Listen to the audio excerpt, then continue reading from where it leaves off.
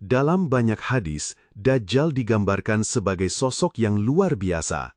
Tapi para ulama, khususnya dari kalangan salaf dan pemikir kontemporer, sepakat bahwa sebelum Dajjal muncul sebagai individu, ia akan hadir dalam bentuk sistem.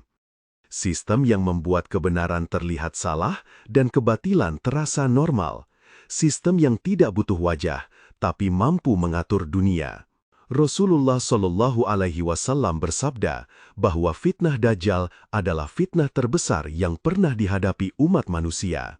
Dan hari ini, banyak ulama meyakini bahwa sistem itu sudah berjalan. Ia bekerja lewat media, lewat ekonomi, lewat budaya pop, lewat politik global. Kita tidak sedang menunggu Dajjal, kita sedang hidup dalam sistemnya yang membingkai apa yang boleh kita lihat, pikir, dan katakan. Dan salah satu jaring terkuat dari sistem itu adalah riba. Pernahkah kamu merasa bahwa dunia ini sedang berjalan ke arah yang sangat teratur, tapi anehnya, semua terasa tidak benar?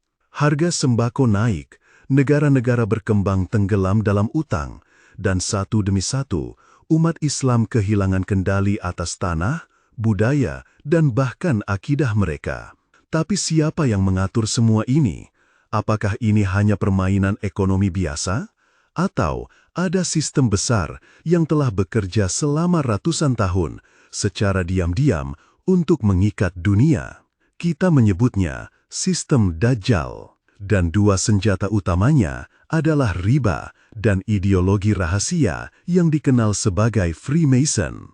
Dalam video ini, kita akan membuka tabir, bukan teori konspirasi kosong, tapi jejak sejarah, data ekonomi, dan nas-nas Islam yang telah lama memperingatkan kita. Ini bukan sekadar tontonan, ini adalah peringatan. Riba bukanlah sistem baru. Ia sudah ada sejak zaman jahiliyah, bahkan jauh sebelum Islam diturunkan. Di masa lalu, riba digunakan oleh orang-orang kaya untuk menekan yang miskin dan menjadikan utang sebagai alat perbudakan. Lalu Islam datang dan mengharamkan riba secara mutlak.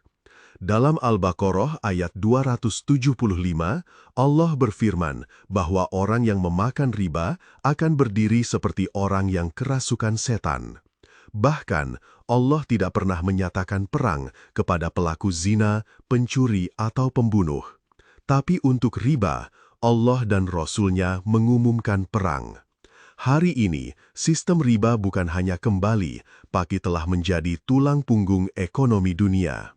Negara-negara Muslim tenggelam dalam utang, suku bunga, pinjaman IMF, proyek infrastruktur yang dibungkus utang berbunga, semuanya adalah jerat modern. Bahkan negara-negara kaya sekalipun terperangkap dalam jaringan utang tak berujung. Riba telah menjadi sistem, dan sistem itu telah menjadikan manusia sebagai budak, bahkan tanpa rantai. Freemason, sebuah nama yang terdengar seperti legenda. Sebagian menganggapnya teori konspirasi, tapi sejarah tak bisa dibantah. Organisasi ini nyata, terdokumentasi, dan telah beroperasi sejak abad ke-18, bahkan lebih awal. Freemason bukan sekadar perkumpulan orang-orang elit. Mereka adalah gerakan ideologis yang percaya bahwa Tuhan adalah ciptaan manusia, bukan sebaliknya. Simbol mereka tersebar, kompas dan jangka, mata satu, piramida, semua bukan sekadar hiasan, itu kode. Mereka menyusup ke lembaga pendidikan, politik, ekonomi, bahkan hiburan. Dalam sejarah Eropa, para bangsawan, ilmuwan, hingga pemimpin revolusi banyak yang menjadi bagian dari Freemasonry. Di dunia Muslim, jejak mereka tercium di balik runtuhnya Khilafah Utsmaniyah. Gerakan nasionalisme Arab dipelihara dan diarahkan oleh tangan-tangan tak terlihat. Dan hingga kini, ideologi mereka tetap hidup melalui sistem global yang kita anggap normal. Ini kita melihat sebuah sistem besar yang bekerja dengan sangat rapi. Riba mengikat dunia secara ekonomi. Freemason menyusup melalui ideologi dan kepemimpinan. Tapi ada satu unsur lagi yang menjadikan semua ini normal, media.